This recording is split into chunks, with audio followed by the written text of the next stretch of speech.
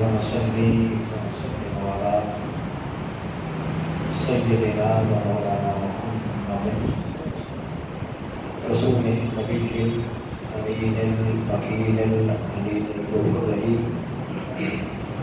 أما بعد، أعوذ بالله من الشيطان الرجيم. بسم الله الرحمن الرحيم. بديع السماوات والأرض أنى يكون له ولد ولم تكن له صاحبة وخلق كل شيء وهو بكل شيء عليم. صدق الله العظيم وصدق رسوله النبي الكريم الأمين. بلغ العلا بكماله كشف الدجى بجماله حسنت جميع خصاله صلوا عليه وآله. الصلاة والسلام عليك يا سيدي يا رسول الله وعلى آلك وصحابك يا حبيب الله. کام کرتا ہوں اللہ جل مجدہ کا شکر و احسان بیان لاتے ہیں. اس رب و عزت نے ہمیں اپنے پیارے نبی صلی اللہ علیہ وآلہ وسلم کی امت و غلامی میں پیدا فرمایا. سورہ انعام کی آیت نمبر 101 سے آغاز کر رہے ہیں. اس میں اللہ تعالیٰ فرماتے ہیں بدیع السماوات والارض، وہی ہے ذات جو آسمانوں اور زمینوں کا موجد ہے. موجد کہتے ہیں کچھ نہ ہو اور وہ کچھ بنا دے. خلق کسی شے سے پیدا کیا جاتا ہے. موجد بغیر کسی شے کے پیدا کرنے والے کو موجد کہتے ہیں. تخلیق کہتے ہیں کسی چیز سے کوئی چیز بنائی جائے. تو فرمایا کہ اللہ بدیع السماوات والارض، وہ زمینوں آسمانوں کا موجد ہے. قرآن میں ہم اس کو خالق بھی کہہ دیتے ہیں، تخلیق کرنے والا. یعنی کچھ نہیں تھا کہ زمین کسی چیز سے نکلی ہے، آسمان کسی چیز سے نکلا ہے، ایسی بات نہیں ہے. کچھ نہیں تھا، اللہ نے نیست سے ہست بنا دیا. اور پھر فرمایا انا یکون لہ ولد، اس کی ہاں اولاد کیسے ہو سکتی ہے. مشرکین مکہ اور یہود و نصارہ کہتے تھے کہ اللہ کی اولاد ہے اور اللہ کے علاوہ اور بھی خدا ہیں. یہودی عزیر علیہ السلام کو خدا کا مقام دیتے، عیسائی عیسیٰ بن مریم کو خدا کا بیٹا تصور کرتے اور خدا کا مقام دیتے. مشرکین مکہ نے مختلف قسم کے بت بنا رکھے تھے. 360 بت جو خانہ کعبہ میں تھے. اس کے علاوہ لات، عزا، منات، ہبل کے یہ بڑے بڑے بت تھے. تو یہ خدا کے ساتھ شریک ٹھہراتے تھے کہ یہ خدا کے معاون ہیں، اور فرشتوں کو وہ خدا کی بیٹیاں تصور کرتے تھے. اس طرح کے من گڑت ان کے عقائد تھے. اللہ جل مجدہ نے اس کا رد کیا. فرمایا انا یکون لہ ولد، اس کی ہم اولاد کیسے ہو سکتی ہے. ولم تکن لہ صاحبہ، حالانکہ اس کی بیوی ہی نہیں. بیوی کے بغیر اولاد کا کوئی تصور ہی نہیں. اولاد کہتے ہیں تو پھر بیوی بھی کوئی تو ہونی چاہیے. تو فرمایا اس کی کوئی بیوی ہی نہیں ہے. وَخَلَقَ كُلَّ شَيْءٍ، اسی نے ہر چیز کو پیدا کیا. اس کو کسی نے پیدا. وَهُوَ بِكُلِّ شَيْءٍ عَلِيمٌ، وہ ہر چیز کو جاننے والا ہے. ہر چیز کو جاننے والا. یہ اللہ کے علاوہ دوسرے کو خدا سمجھا جانا یہ تب ہی تصور نہیں تھا، یہ آج بھی ہے. دنیا کی 700 ارب کے قریب آبادی، 7 ارب کے قریب آبادی ہے. 700 کروڑ. اب 150 مسلم ہیں. 150 کروڑ مسلم ہیں. 1.5 ارب مسلم آبادی ہے، 2 ارب. باقی سارے ہی سارے مشرک ہیں. کچھ داہریے ہیں. چائنا میں یہ داہریے زیادہ ہیں جو خدا کے تصور کو ہی نہیں مانتے. مقصد کہنے کا یہ ہے کہ وہ تب ہی نہیں تھے، آج بھی ہیں۔ یہ اس بات کو سمجھنے کی ضرورت تب ہی نہیں تھی، آج بھی ہے۔ اگر اس کو عقل کے پیمانے پر پرکھا جائے تو بڑی سادہ سی بات ہے کہ کسی بھی ریاست اور مملکت کا بادشاہ ایک ہی ہوتا ہے، دو نہیں ہو سکتے۔ اب نیچے سے چلے جائیں، ایک کلاس کو 25 30 35 طلبہ ہیں، ان کو ایک وقت میں ایک ہی استاد کنٹرول کر سکتا ہے، ایک وقت میں دو۔ اگر دو بھی ہوں گے تو ایک کے تابع بن کے آئے گا، ایک کے مرضی نہیں کر سکے گا، یا مشاورت کرے گا یا اس کی اتباع میں آئے گا۔ اور اگر استاد ہوں تو ان کے اوپر ہیڈ ماسٹر ایک ہی ہوتا ہے، دو ہیڈ ماسٹر کسی اسکول میں۔ اگر دو آ جائیں تو پھر کیا ہوگا؟ یہ مل ہے، مل میں جنرل مینیجر ایک ہی ہوتا ہے۔ بہت بڑی فوج ہے، کسی کی اگر ایک لاکھ فوج ہے تو وہاں ایک کمانڈر، اور آپ کہیں فلاں کی 7 لاکھ فوج تھی تو وہاں ایک سے کام نہیں چلتا، دو بنا دیے، ہے ایسا؟ کمانڈر ایک ہی ہونا، چاہے وہ 7 لاکھ بھی 10 لاکھ بھی ہو جائے، اوپر میں کمانڈر ایک ہی ہونا ہے، کبھی دو کمانڈر نہیں ہو سکتے۔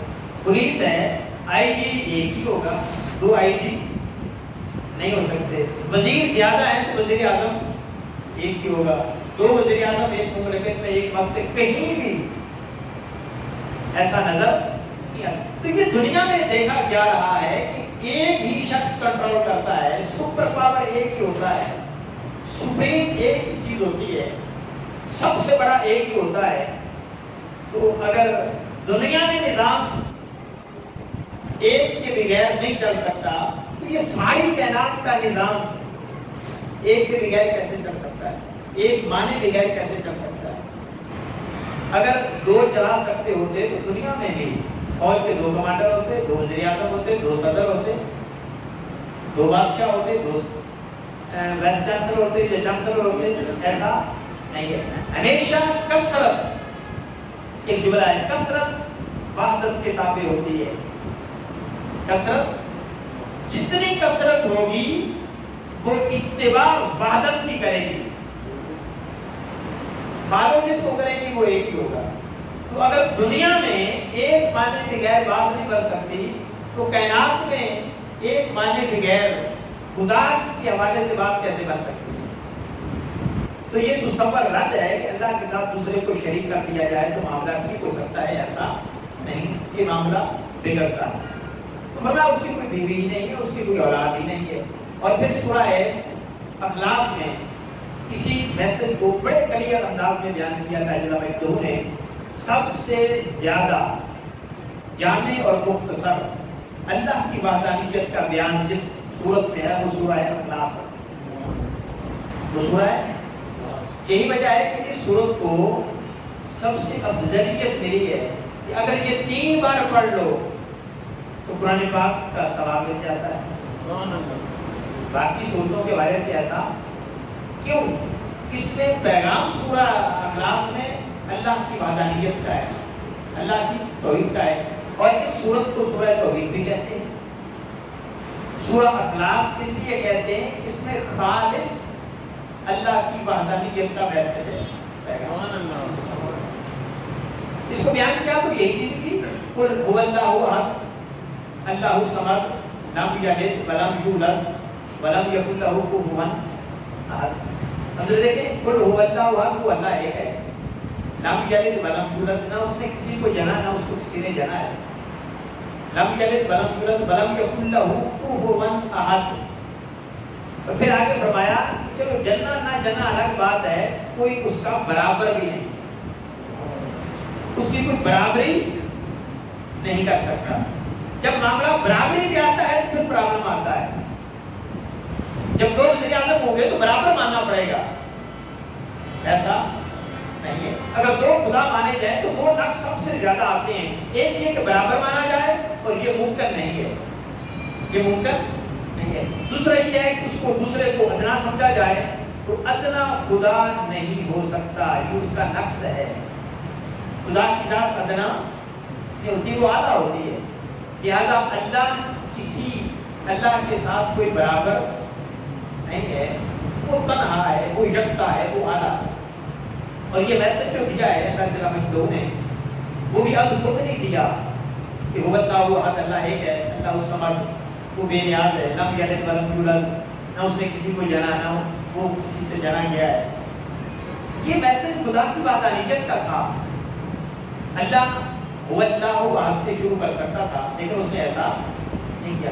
اس نے ایک لفظ لگایا ہے پہلے، اس نے کہا قل۔ اب یہ مطلب ہے میرے حبیب آپ کہتے ہیں کیا؟ هو اللہ احد، اللہ الصمد، لم یلد ولم یولد ولم یکن لہ کفوا احد۔ یہ سارا کچھ آپ کہہ دیں، یہ سارا کچھ آپ کہہ دیں۔ میری طرح تو خود کیوں نہیں کہتا؟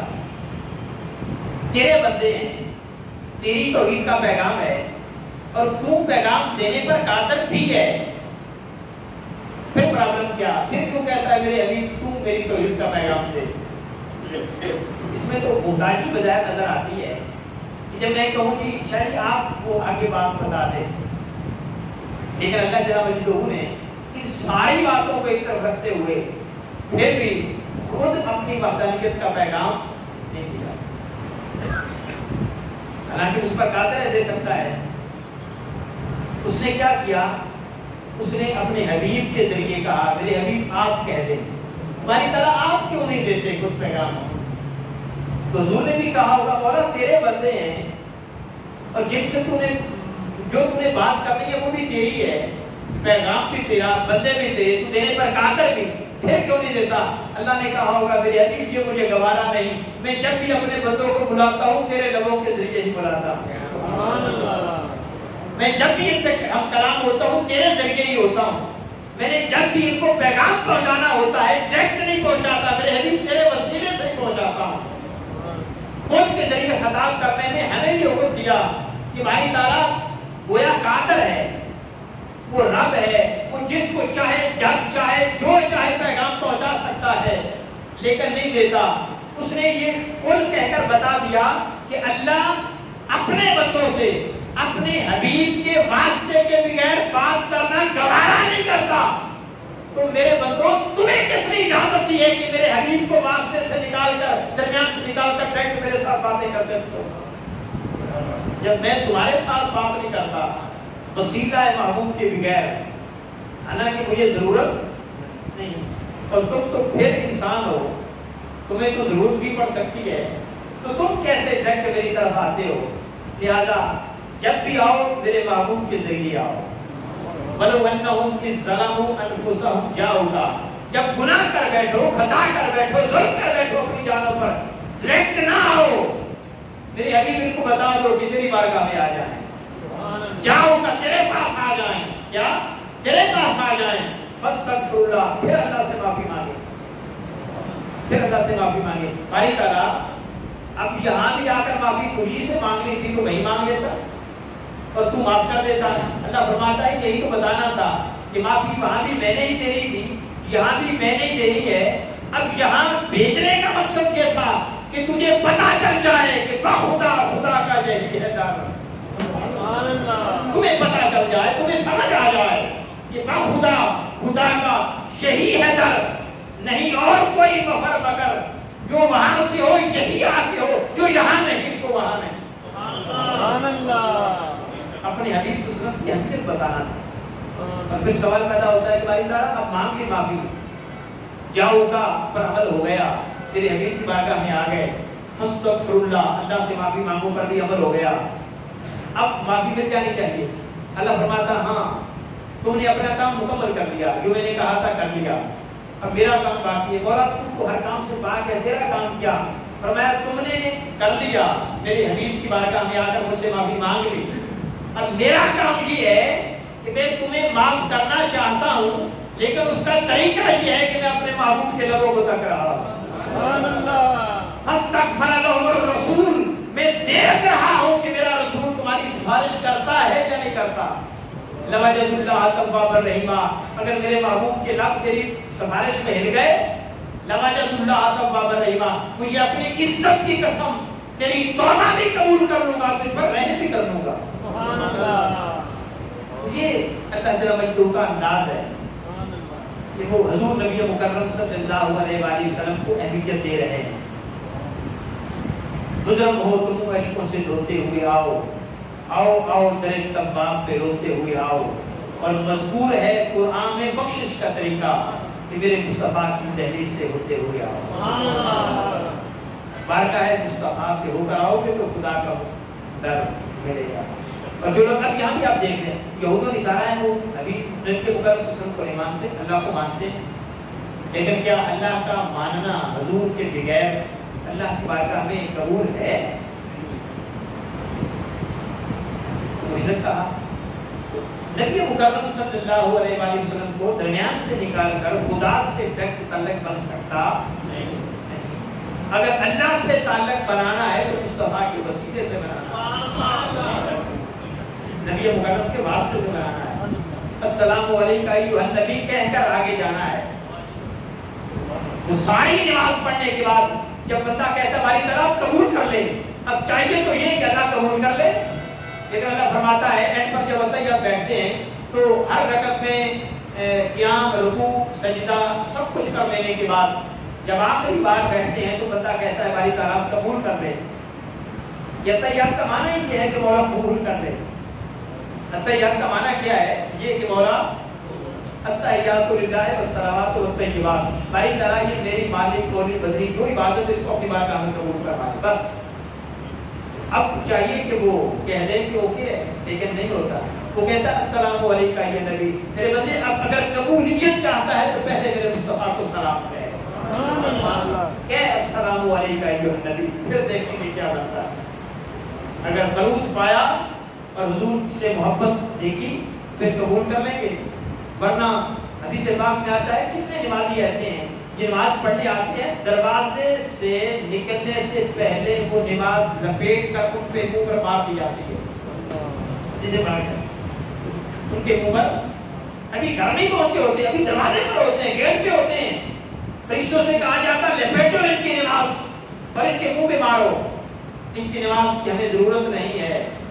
गोया क्या पता चला अल्लाह कसरत को नहीं देखता, वो खुलूस को देखता है, वो मोहब्बत को देखता है, वो क्वांटिटी नहीं देखता, वो क्वालिटी देखता है।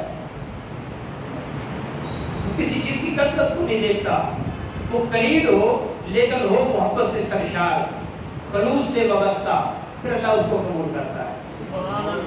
ज्यादा नमाजें मकसद नफली नमाजें नफल पढ़ने की बजाय अगर खलूस के साथ ज्यादा पढ़ी जाए तो वो तो फिर बहुत अच्छा है, लेकिन अगर थोड़ा भी पढ़ लिया जाए वो खलूस के साथ मोहब्बत के साथ वो उस ज्यादा से बेहतर है जो गफलत में पड़ा है।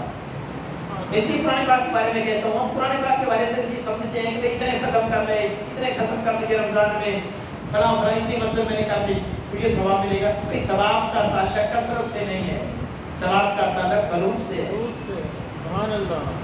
आप थोड़ा पढ़ लें लेकिन समझ कर पढ़ें, उसका सवाब उस ज्यादा से ज्यादा होगा जो बगैर समझे पढ़ो, उसका सवाब उस ज्यादा पढ़ने से ज्यादा होगा जो बगैर समझे पढ़ो। लोगों से कहते हैं हमारा कोई मर जाए तो हम कहते हैं कि जी वो हम साहब को बुलाओ और 5-7 मदरसे से हाफिज बुलाओ, उनसे कुरान पढ़वाओ ताकि मरने वाला वक्त क्या है। ये जो अंदाज है ये राइज हो गया अंदाज, लेकिन इस अंदाज का कोई ताल्लुक इस्लाम में नहीं,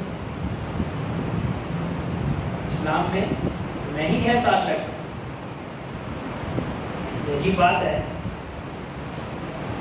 हम जाते हैं मदरसे में, अब साहब जो बोल रहे तो फिर वो कुछ कुरान दीजिएगा, मैं तो 10 कुरान ले जाऊँ।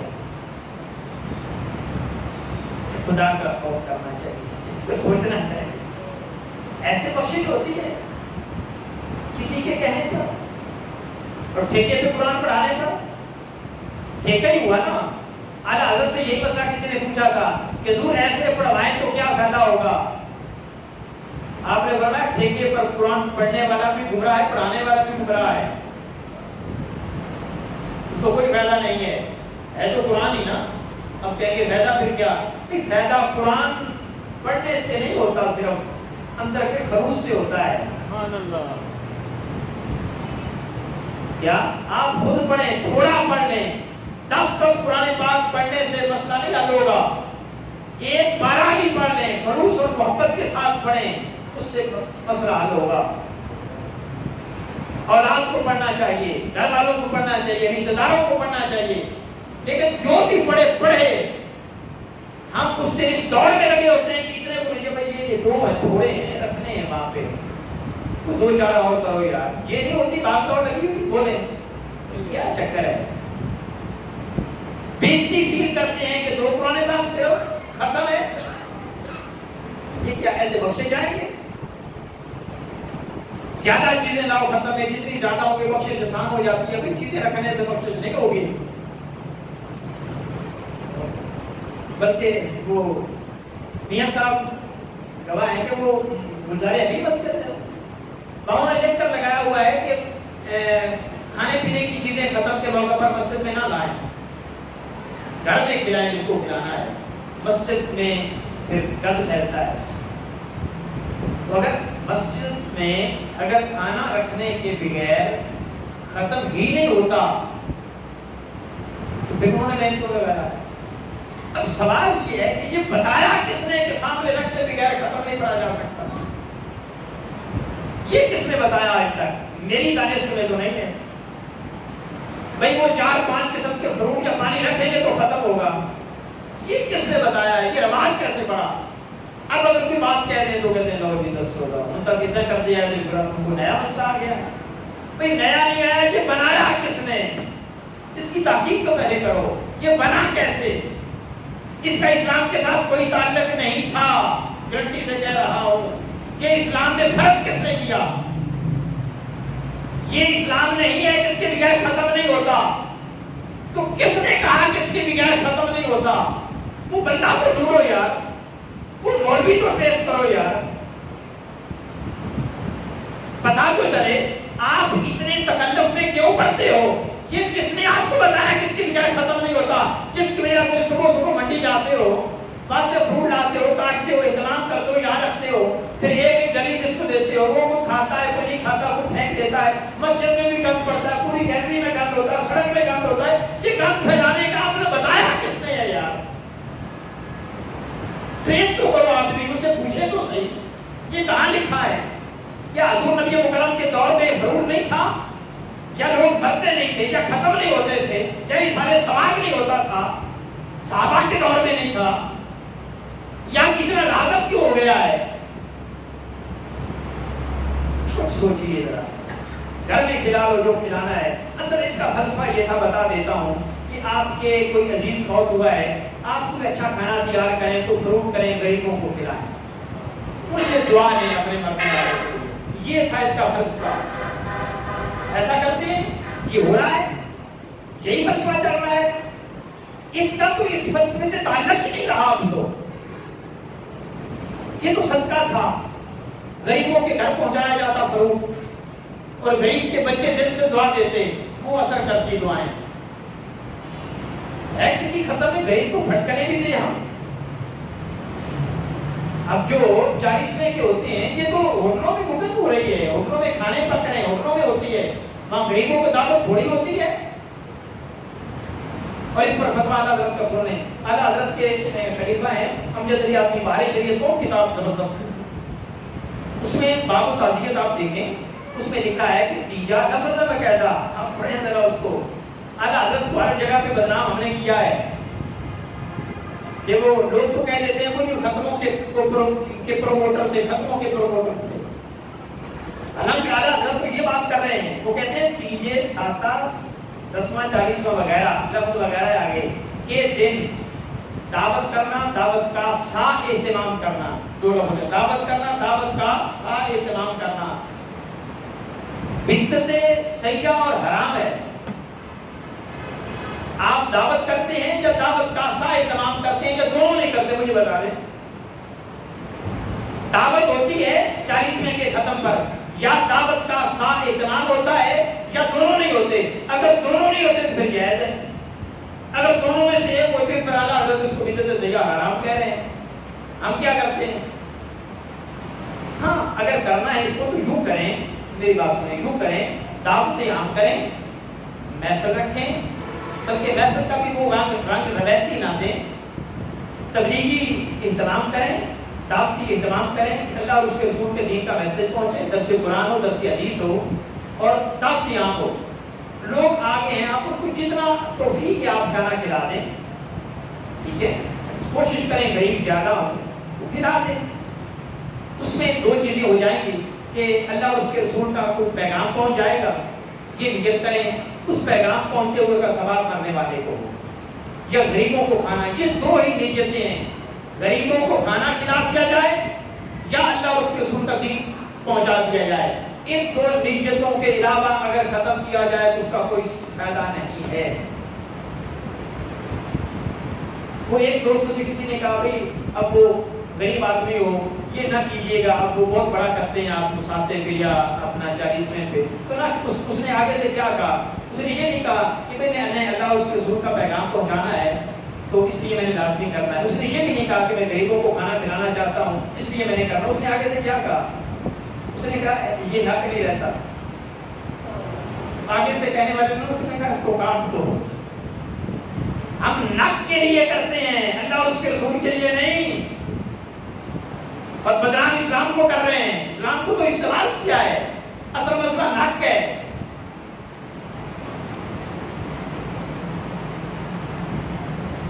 لہذا کہاں سے بات چلی؟ اللہ جل مجدہ کے ساتھ کسی کو شریک ٹھہرایا جائے تو یہ آج بھی چلتا ہے، یہ آج بھی چلتا ہے. آج بھی 150 کروڑ کے علاوہ لوگ مشرک ہیں. اس کی آج بھی ضرورت ہے کہ کسی ریاست میں 2 سربراہ چل نہیں سکتے تو کائنات کی ریاست میں 2 خدا کیسے آ سکتے ہیں؟ کثرت کے بعد اوپر ایک وحدت ہوتی ہے، وحدت کے بغیر کثرت سے کام لیا نہیں جا سکتا. لہذا خدا کے بغیر یہ کائنات کا نظام چل سکتا نہیں. تو اس کے بعد 1-2 منٹ ہے آگے فرمایا لا تدرکہ الابصار وہو یدرک الابصار وہو اللطیف الخبیر. کوئی آنکھ اس کا احاطہ نہیں کر سکتے، وہ سب کا احاطہ کیے ہوئے ہے، وہ ہر چیز سے باخبر ہے، وہ بہت لطیف ہے. اللہ بہت لطیف ہے، لہذا اللہ کو کوئی دیکھ نہیں سکتا، اللہ ہر کسی کو دیکھ رہا ہے. اب یہ 2 باتیں ہیں دنیا میں سوائے نبی مکرم صلی اللہ علیہ وسلم کے، آقا علیہ السلام نے ذریعہ آنکھوں سے دیکھا. اب مرنے کے بعد پھر یہ ہے کہ اللہ مومنین کو دیدار عطا فرمائیں، اللہ مومنین کو دیدار عطا فرمائیں گے. حدیث پاک میں ہے، حضرت انس بن مالک رضی اللہ عنہ راوی ہیں، بس آخری بات یہ مسلم شریف کی حدیث ہے. وہ کہتے ہیں کہ آقا علیہ السلام کے بعد جبریل آئے، انہوں نے وہ حدیث طویل ہے، اختصار کرنا چاہتا ہوں. انہوں نے کہا کہ اللہ جل مجدہ قیامت کے دن ایک دن وادی میں جلوہ گر ہوئے، وہاں ایک بہت بڑی کرسی لگا دی جائے گی اور اس کرسی کے ساتھ سونے کے ممبر بچھا دیے جائیں گے اور پھر آگے سونے کے بینچ اور ٹیلے بنا دیے جائیں گے. اچانک اللہ جل مجدہ اس بہت بڑی کرسی پر جلوہ گر ہوئے. پھر انبیاء شہداء ان ممبروں پر بیٹھیں گے، پھر آگے جو درجہ بدرجہ مومنین ہوں گے وہ بیٹھتے چلے جائیں گے. ایک جمع غفیر ہوگا، جمع غفیر ہوگا. اب اللہ جل مجدہ اہل جنت کو دیکھیں گے اور فرمائیں گے میں وہ ہوں جس نے اپنا وعدہ سچا کر دیا ہے، میں وہ ہوں جس نے اپنا وعدہ سچا کر دیا ہے، تم پر اپنی نعمتیں پوری کر دی ہیں، یہ میری عزت کی جگہ ہے، تم مجھ سے سوال کرو، جو کرو گے میں عطا کروں. بس اہل جنت اللہ سے یہ سوال کریں گے کہ بھائی تعالیٰ ہم سے آپ راضی ہو جائیں، ہم سے آپ راضی ہو جائیں. اللہ فرمائے گا میں تم سے راضی ہوں. پھر ان کے لیے وہ نعمتیں کھولی جائیں گی، ان کے لیے وہ نعمتیں کھولی جائیں گی جن کو کسی آنکھ نے نہ دیکھا ہوگا، نہ کسی کان نے سنا ہوگا اور نہ کسی کے دل میں ان کا خیال آیا ہوگا. اب ذرا سوچنے والی بات ہے کہ جنت میں تو وہ رہ رہے ہیں، جنت کی تو ساری نعمتیں سے وہ انجوائے کر رہے ہیں. اب یہ جو نعمتیں کھولی جا رہی ہیں یہ جنت کے بھی علاوہ ہے. جن کو کسی نے نہ دیکھا ہوگا، نہ سنا ہوگا، نہ خیال کیا ہوگا، ان کے لیے وہ نعمتیں کھولی جائیں گی. اور یہ مجلس وہ نعمتوں سے لطف اندوز ہوتے رہیں گے، اہل جنت نعمتوں سے لطف اندوز ہوتے رہیں گے. یہ مجلس اتنی دیر تک برقرار رہے گی جتنی دیر تک جمعے کا وقت ہوتا ہے. پھر اللہ تعالیٰ واپس جلوہ گر ہو جائیں گے، پھر صدیق شہداء کے اوپر چڑھیں گے، اپنے بالا خانوں پہ جائیں گے. تو یہ ہر ہفتے کے بعد جمعے کے دن یہ مجلس سے دیدار نصیب ہوگی جمعے کے دن. اللہ تعالیٰ جلوہ گر ہوں گے، انبیاء صدیقین شہداء ہوں گے اور عوام الناس ہوں گے. یہ جنت میں ایک وادی ہے، ہر ہفتے بعد جمعے کے دن یہ مجلس بنے گی اور اتنی دیر ہوگی کہ پہلے کی جمعے کی اذان سے لے کر نماز کے اختتام تک جتنا وقت ہوتا ہے اتنے وقت میں یہ مجلس ہوا کرے گی. اب یہ جمعے کے ساتھ اس کو خاص کرنا اور جمعے کے دن کے ساتھ اور جمعے کے وقت کے ساتھ خاص کرنا، یہ کیا پیغام ہے؟ گویا بتا دیا اس مجلس میں، اس محفل میں وہی شریک ہوں گے جو جمعے کے دن آتے ہیں. ٹھیک ہے نا، اس کو اس کے ساتھ خاص کرنا. اب جو جمعے کے دن جمعہ پڑھنے بھی نہ آئے اور وہ وقت بھی اللہ کے گھر میں نہ گزارے اور پھر کہے کہ میں اللہ کی مجلس میں جا کر جمعے کے دن حاضر ہوا کروں گا، یہ کیسے ممکن ہو سکتا ہے؟ اگر جنت میں چلا بھی گیا تو اس نعمت سے معروم رہے گا جس نعمت سے دوسرے بہرہ مند ہوں گے. تو اگر ہم اللہ کی مجلس میں حاضر ہونا چاہتے ہیں تو جمعے کو نہیں چھوڑنا ہوگا، جمعے کو نہیں چھوڑنا ہوگا. دعا ہے اللہ جل مجدہ و کرم کی توفیق.